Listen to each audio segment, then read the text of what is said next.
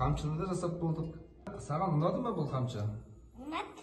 Енді не істейміз? Не жасаймыз? Саған не жасап берейін? Бесік жасап бер. Ай, жарайсың. Мен саған ендеше бесік жасауды үйретейін.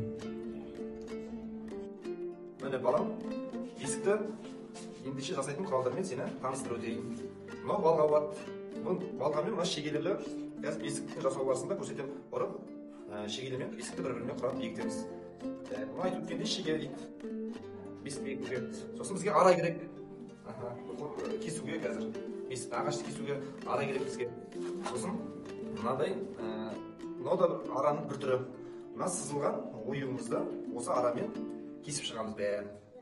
Және лак дейміз, сұйықтық бесікті жасап болғаннан кейін бесікті әдемілеуге, жылтыратуға, әрлеуге керек болады бізге сұйықтық. Және мынау сұйықты айтып өтейін, асыл-кішілік дейді бұны. Баланың дүниеге келген кезде қалжасына сойылатын малдан асыл-кішілігінен біз бесікке шүмек жасаймыз. Кесіп қазір шүмек жасаймыз, оны соңынан түсіндіретін боламын.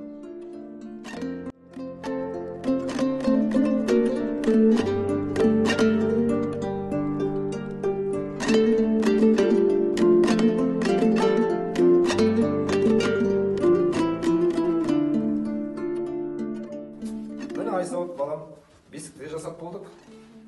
Ана айтып өткенде сүйектен шүмекті жасадық сол аралықта. Енді бұны бесікті түгелдей дайын болды. Бұны енді анаңызға береміз. Анаң ары қарай жасауын жасайды бесіктің.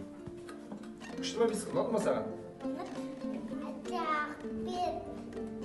Жарайды балам. Енді бұл бесікті анаңа апарып бер. Әкеле ғой балам. Қазір мен де жасауын жасап болдым. Ендеше саған бесіктің жасауын салып берейін.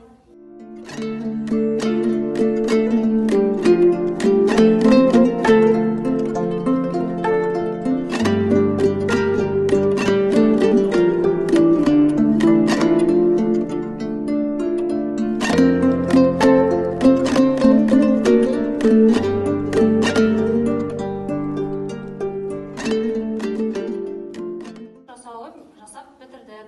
Саған ұнады ма? Ұнады. Бұны балабақшадағы достарыңа алып бар.